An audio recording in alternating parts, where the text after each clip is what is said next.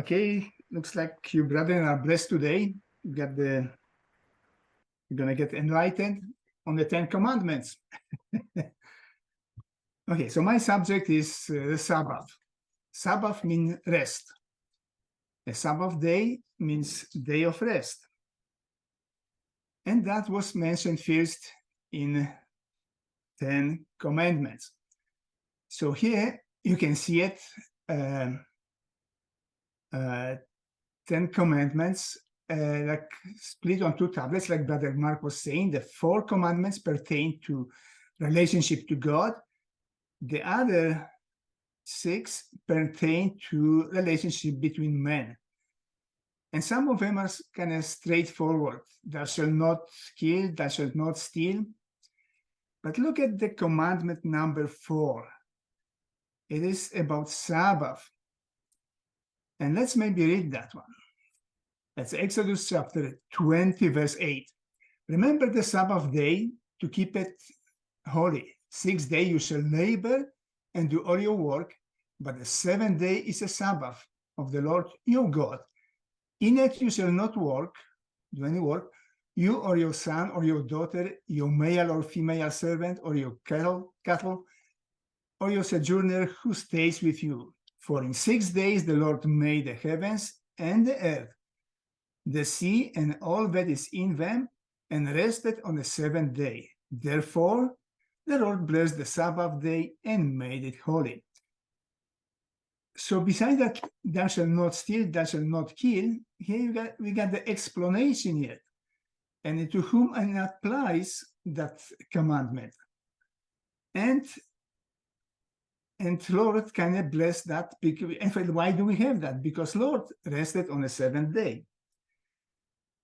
But there was a problem later on that was given in Exodus, but in November, as we were, not November, in Numbers, book of Numbers, when it describes how Jews were traveling through the wilderness, they got a problem defining what is work.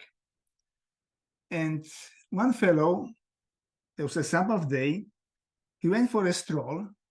Now he's coming back to his tent, and he's passing by the bunch of bushes and so on. And there's 2 sticks or 3 sticks laying there. So he thought, well, he's going to grab them and use them as a firewood.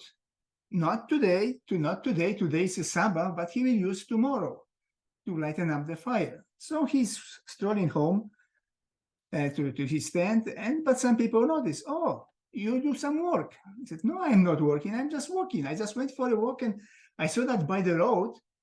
So I'm just going to take that home, and we don't work today. Today is Sabbath. We're going to do that tomorrow, start the fire. So they didn't know if that was work or not, carrying the fire stick. So we went to Moses. They introduced the case to Moses. Moses didn't know. So Moses went to the Lord. Is that carrying the fire sticks to work or not? And Lord said, yes. So he got the punishment for it. Later on, when Jews ended up in Babylonian bondage, they kind of work out some kind of activities which would be considered work. And they work out something like around 40 different activities, and most of them pertain to agricultural work. So there was something like no planting, no plowing, no reaping, no gathering, thrashing, sorting, and so on. But there is some interesting one. Catching flea was forbidden. Killing fly was also forbidden because that was considered hunting. So no hunting on a Sabbath day. So there is some other one interesting one. There was no writing. But as the civilization progressed, now we don't write as much. We use the computer, we type. So now this, on those things do not do it, is typing. So if there's no typing, no computer, no cell phone, because you activate switches on the computer and so on, or on a cell phone, so you cannot flip your light switch. No activating like oven or your stove. And so no adjusting on thermostat, no TV, no radio. And guess what happened this year on October 7th? Hamas invaded Israel. And there was no way Defense Department could notify those kibbutz or those people close to the border, hey, there's invasion, get protected, get to that protective rooms. You be that for yourself, because everyone's supposed to have some kind of room where we can, during the attack, they could hide in it. And they knew about that attack when the Hamas fighters were at the door, and that was too late. And that was the reason for such a high casualty rate among the Israelis. Those things about what God gave them here, that Sabbath day and the Ten Commandments, he knew that they won't probably follow them. So he kind of make them reminders. We use them too, like just kind of like a posted stickers. We put them on a fridge or wherever, just to remind ourselves. But God did something like a long time ago for Israelites.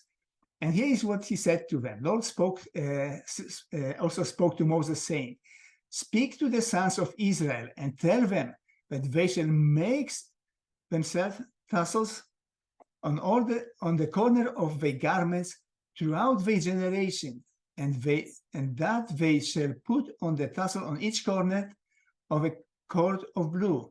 They shall be tassels for you to look at the remember all your commandments of the Lord, so as to do them and follow them after your own heart, not to follow after your own hearts and your own eyes. So here we got the example of clothing with those kind of tassels here hanging. That was in Numbers, but in Deuteronomy, it says here like, those words which I command in you today shall be on your heart. You shall bind them as a sign on your hand, just like that. And they shall be on your frontals, like on the forehead, in a little container, 10 commandments. You shall write them on the doorpost of your house and your gates. So not only those kind of on personal things, like on the hand and on the forehead, but also on the doorposts of your house and on your gates. God wanted them to remember them. So those 10 commandments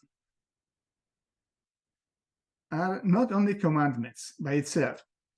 Well, there are lots of symbolism in the Old Testament. And we know that lamb represents Jesus, Pharaoh represents Satan. And there's not many of those things which happen in the Old Testament are symbolic. But the 10 commandments are not. They are what they are. But they got a little bit deeper meaning. And Brother Russell called that spirit of intent. There is something hidden behind it. And we can see that, like when we look at them. Let's look at that from the Decalogue and the number 1 commandments. You shall have no other gods before me. Then in Deuteronomy, he explored that a little bit more. You shall love your Lord, love the Lord your God with all your heart and with all your soul and with all your might. So if you love your God so much, there won't going to be other gods here. But Jesus explained that a little bit better. He who loves father and mother more than me is not worthy of me. And he who loves son or daughter more than me is not worthy of me. So we can see that not only father and mother could be here as a God, but our interest, personal interest, like making money, investment, we can be preoccupied with that. We're opening up the business. It takes most of our time if someone runs the business. If somebody runs the business. So the money become the God for him. Money become on the first place. For some people, it's career, the promotions. For some people, it's hobby. And that become God. And here it says here, no other gods. God is on the first place. We can see that a little bit better in the commandment number 6, and that is explored a little bit more by Jesus in Matthew. So the commandment number 6 is, "You shall not commit murder." But look at how Jesus explained that. If everyone who is angry with his brother shall be guilty before the court. If you're angry even with your brother, you're already guilty. So you don't have to kill someone.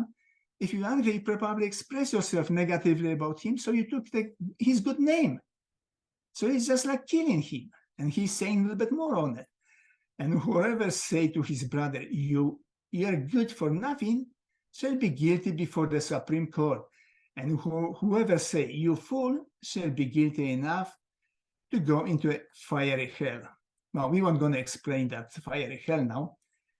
But look at brethren, if brethren are living together, that it's a friendly atmosphere, good attitude. Look at how nice that is, that picture. There's two boys in friendly spirit walking together. It's something beautiful. And look at what Apostle Paul is saying. Speak evil of no man. So we will follow those things. We won't going to offend our brethren. We're going to be respecting that commandment in a deeper sense, because there's a little bit deeper meaning in it. But not only commandments got the deeper meaning, a little bit deeper, that spirit of intent which Brother Russell was mentioned, but that also is showing in the statutes. And one of those statutes is about muzzle the ox. Brother Marek was mentioning about ox, and I was thinking, wow, that's what we get here too. And there's a statute about it. For the scripture said, thou shalt not muzzle the ox that treadeth out the corn, and labor is worth of his reward. That was for animal. But Apostle Paul takes that imagery and that statue, and let's see what he is portraying here with that imagery. Let the elders that rule well be counted worthy of double honor, especially they who labor in the word of doctrine. So now those brethren who prepared themselves discourses and so on, because they labor in the word and doctrine, they spend time on it. Like when we come to the meeting on Sunday, we come and we spend the 1 hour there. And that is it. That is it. But that brother who prepares himself a discourse, he probably spent between 5 to 10 hours to prepare that our blessing for it. So he has to pick up the subject, gather the text, work them out. So there's continuous line of thought. So there's introduction, there's some kind of development, there's a climax, and there's a conclusion to it. And that makes up kind of things which is digestible. So it's presentable to the audience, but that takes time. So when he works on it, he was a double honor. So he deserved that double honor, which is respect. But let's look again at the same example. Thou shalt not muzzle the mouth of ox that treadeth the corn, but different conclusion from it. If we have sown unto you spiritual things, it is a great thing if we shall reap your carnal things. So that brother who prepared that discourse, he tried to make sure that congregation, all those individual brothers have some kind of relationship to God. So they build up that relation on such certain basis. He brings the scripture to build up that, to make that point of it. He want to make sure that there's a line, there's some kind of structure which can brothers that use to the prayers or devotions to connect with Lord. And he will connect with the Lord. It says here some place that be holy because I am holy. If he could bring you to that holiness and you can connection with the Lord, you get the blessing from the Lord. And if the blessing comes along, the promotion comes. Maybe a higher pay raise.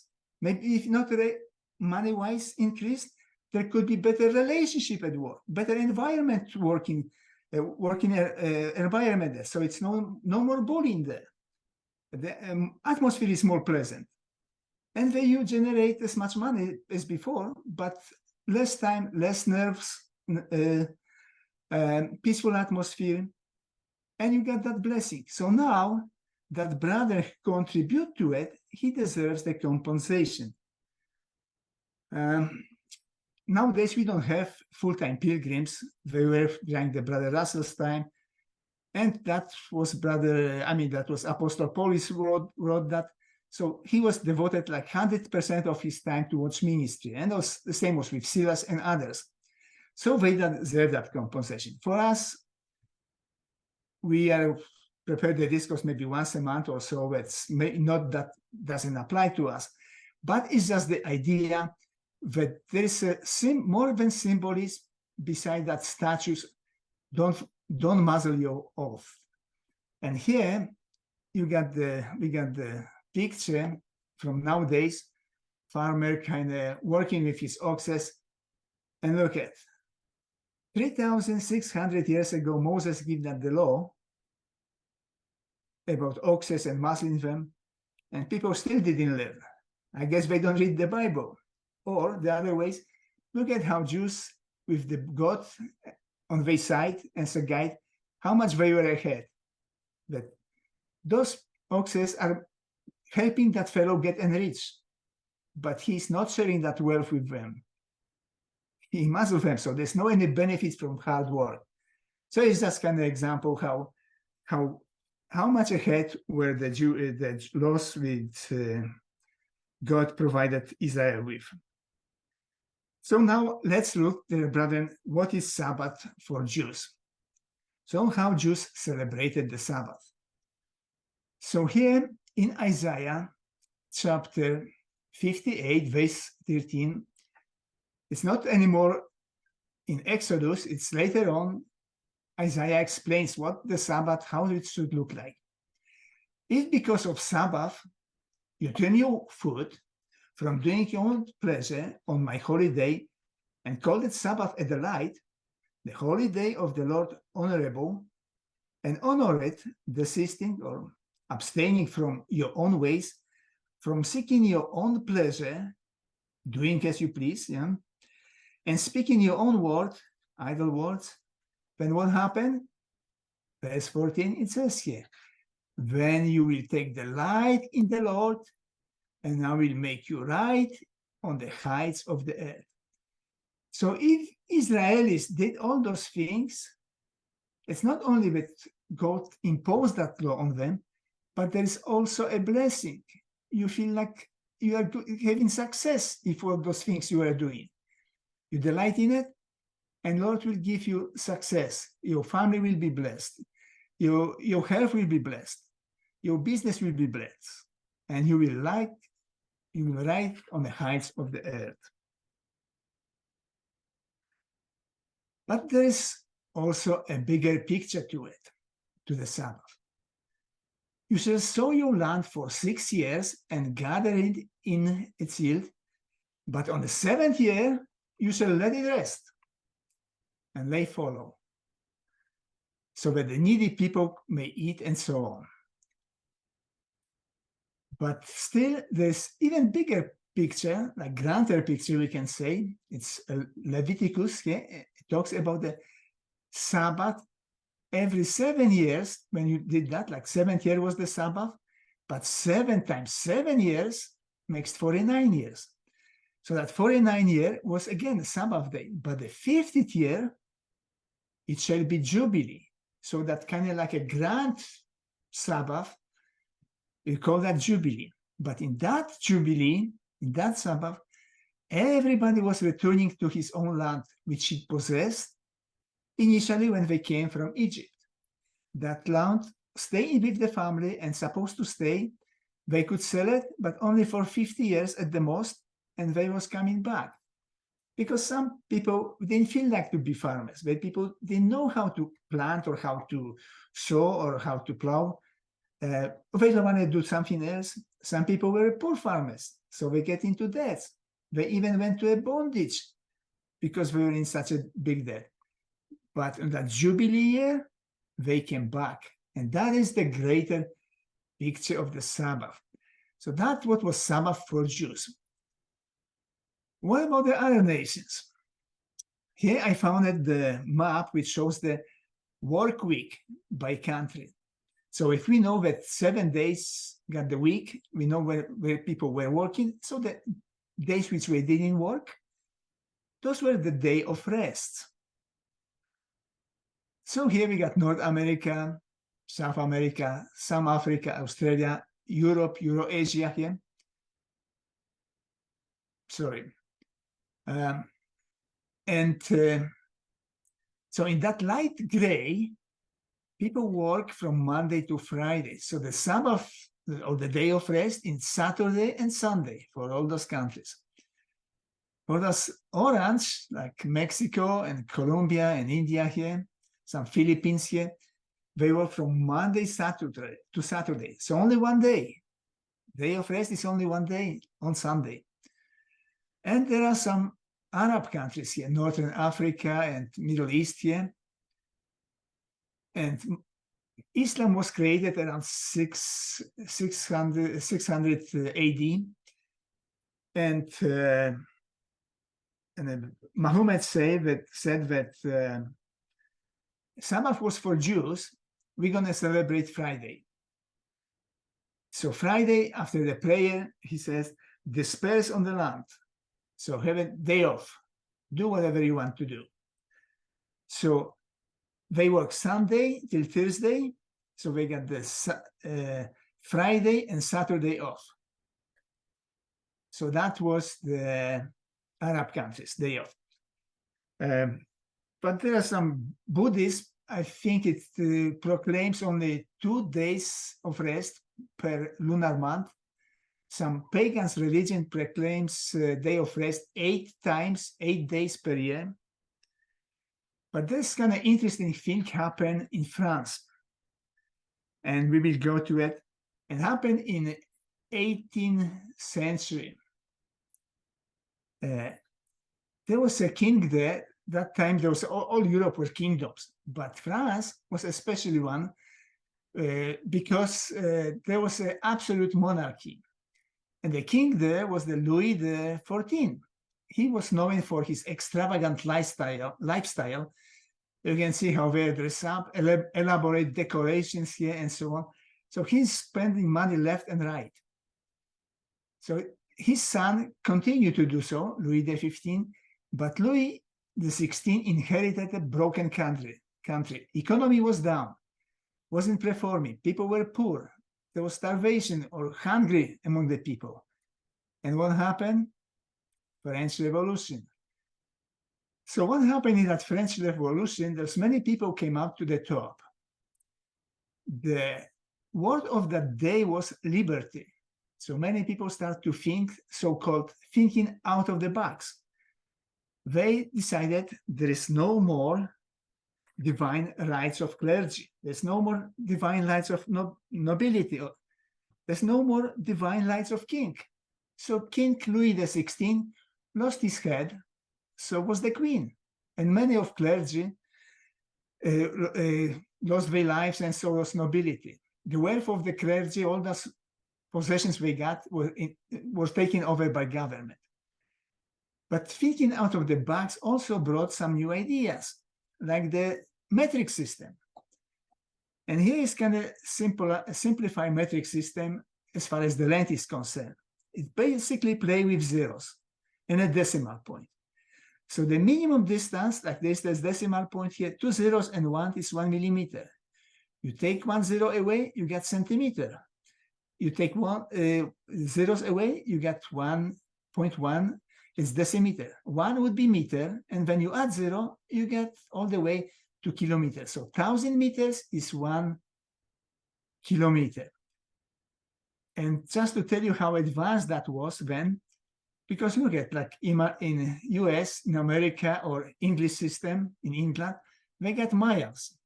So now if you get miles and you want to find out how many inches that is, you have to multiply by a certain number. And that is this one number. Then you multiply, then you get yard, then another number to get to the feet, then another number to get to inches. So getting from miles to inches, you have to know 3 different numbers and how to multiply them in order so you can get inches, and vice versa. But here it was easy. Just move the decimal point and you get from millimeter to kilometers, just add zeros. But in that thinking out of the box, they come up with the interesting idea. Why not have week, which is 10 days, just like here, decimal system?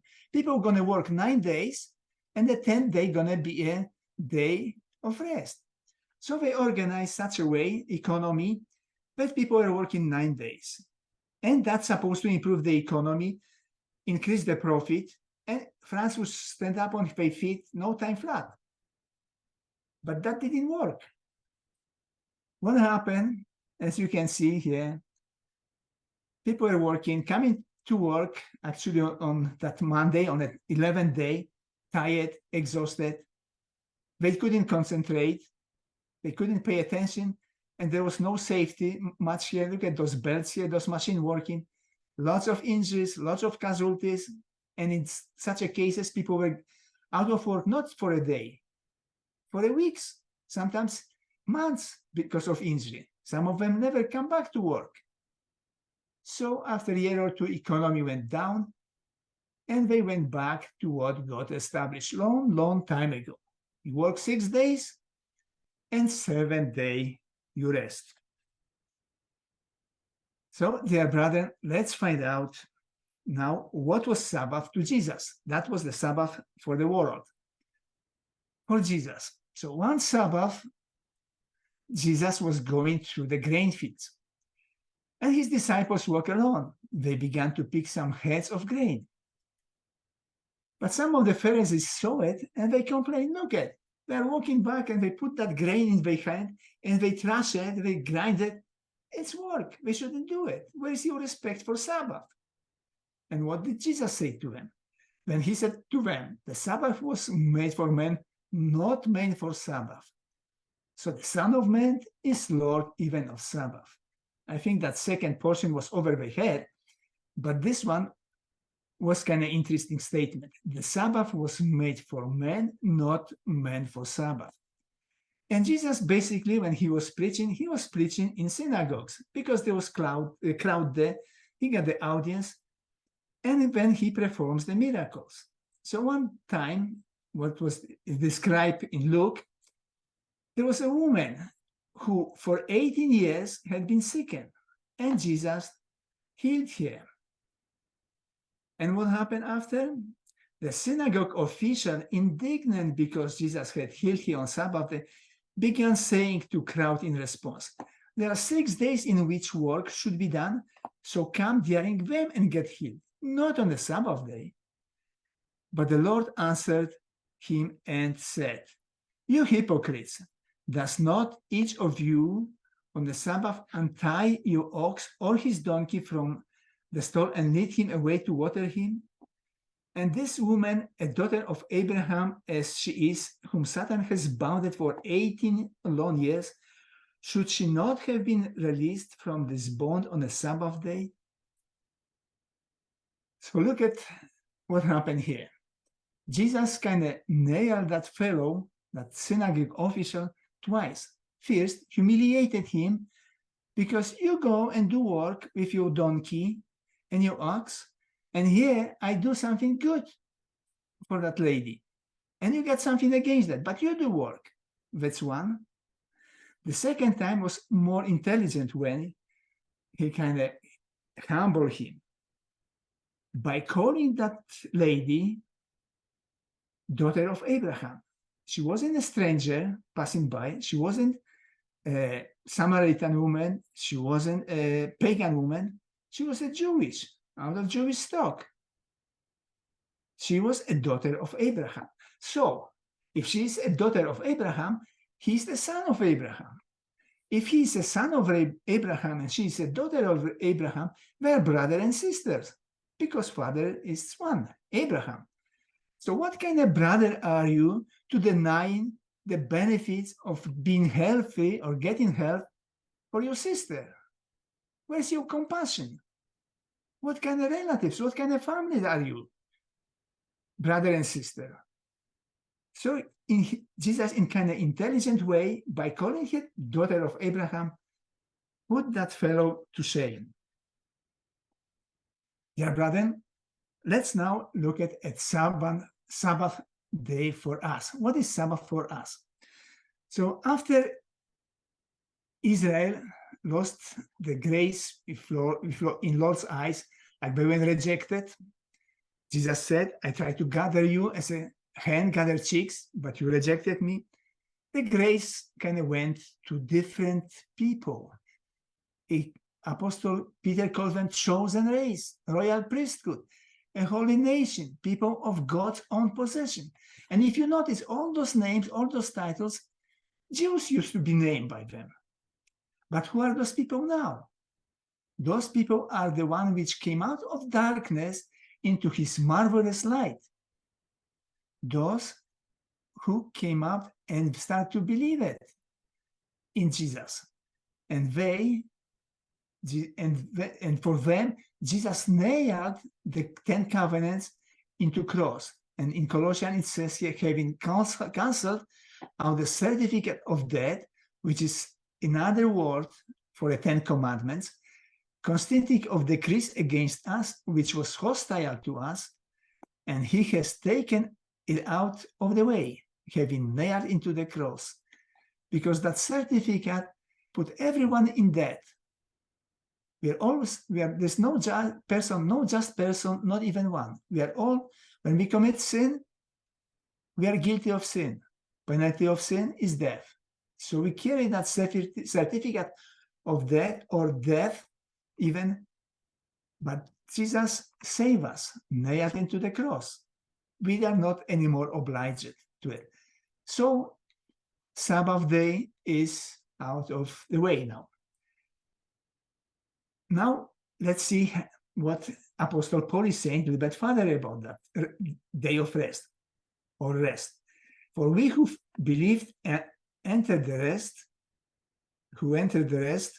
just as he said, I swore in my wrath, they shall not enter my rest.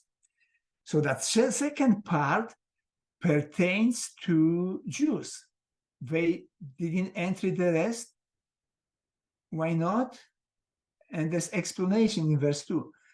It did not profit them because it was not united by faith.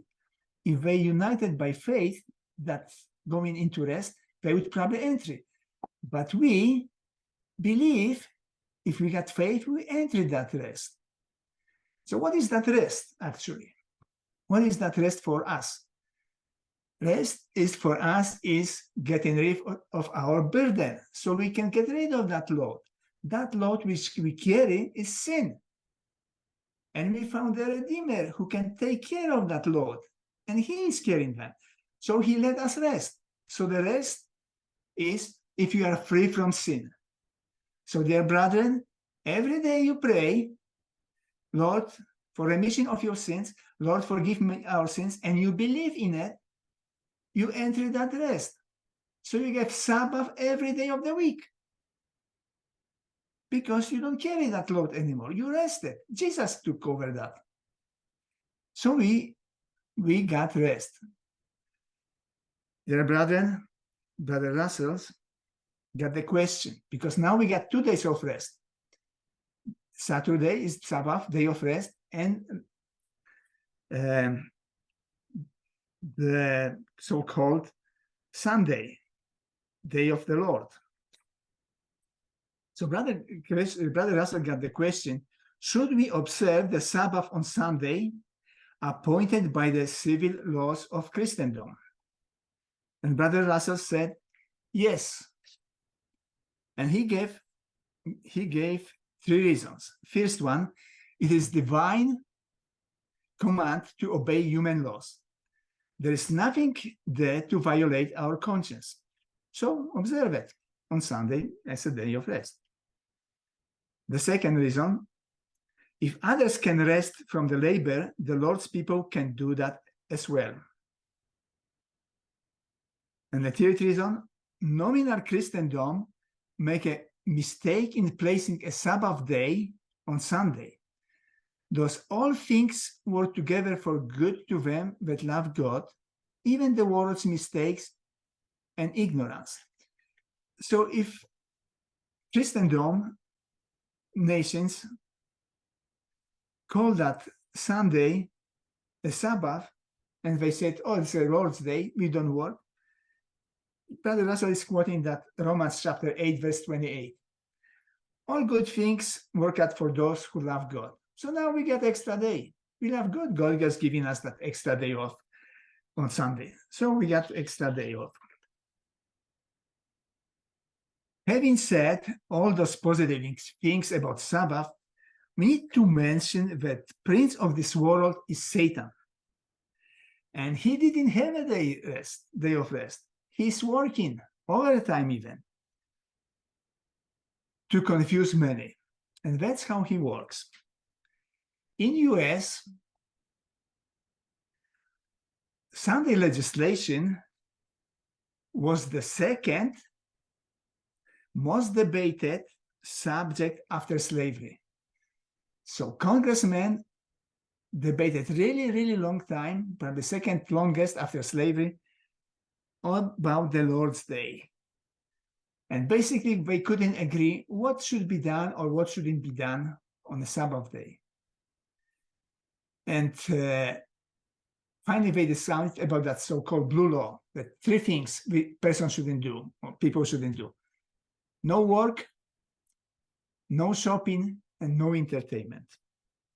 People just should spend that Lord's Day at the church, worshiping, and then at home, praising the Lord and staying away from work. But Satan tempted through entrepreneurs, and they came up with an idea. People don't have to work.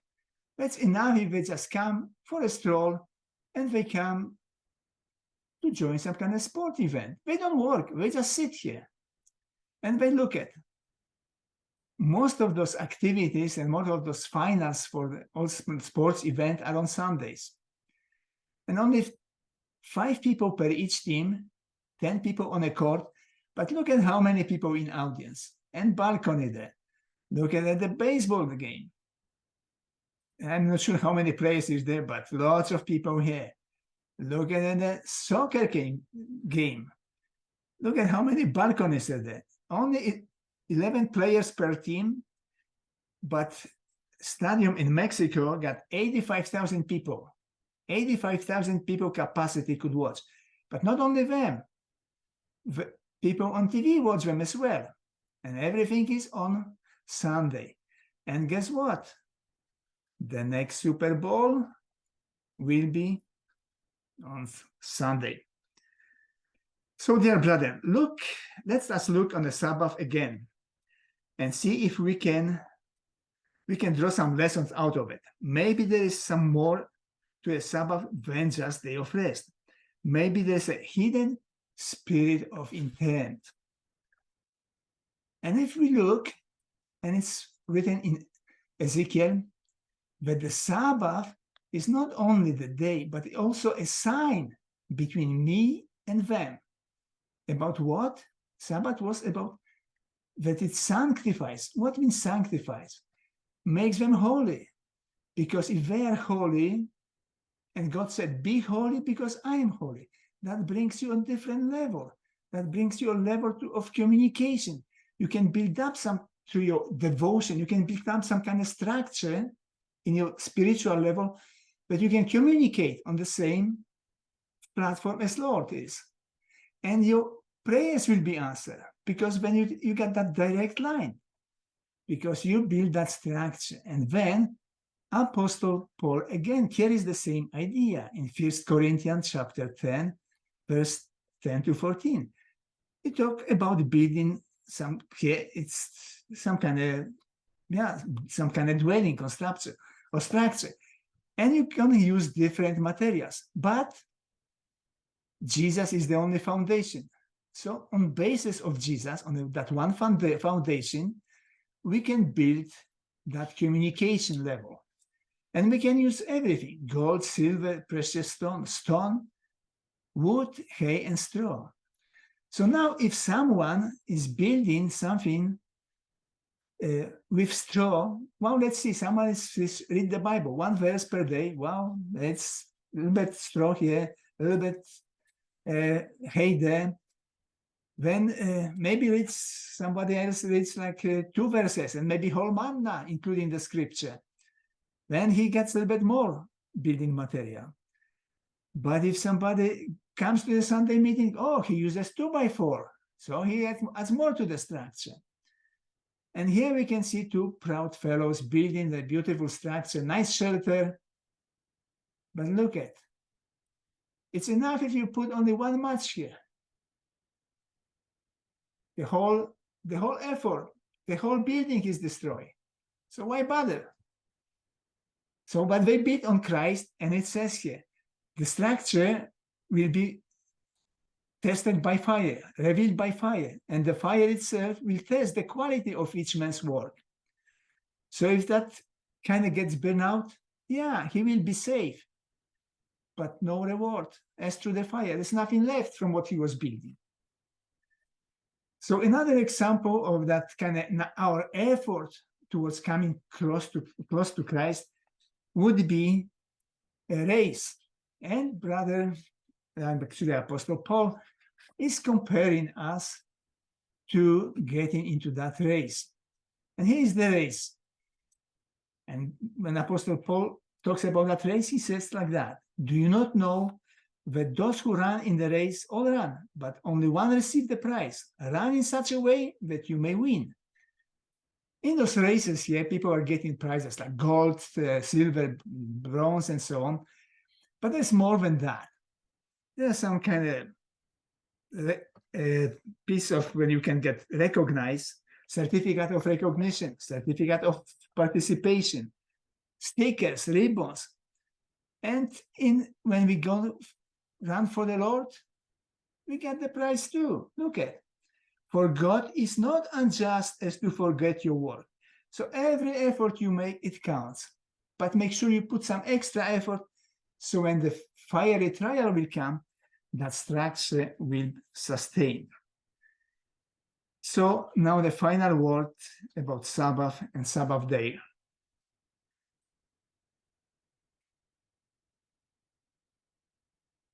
We don't need to celebrate the Sabbath or Lord's Day, but we need to make sure we designate enough time to the Lord, so our living and holy sacrifice is acceptable to God. So, dear brethren, Lord doesn't specify what we should do or we shouldn't do, but it's up to our discretion to decide what is right and holy and how we can delight in the Lord. And I am sure that if we do that, Lord's blessing will definitely come.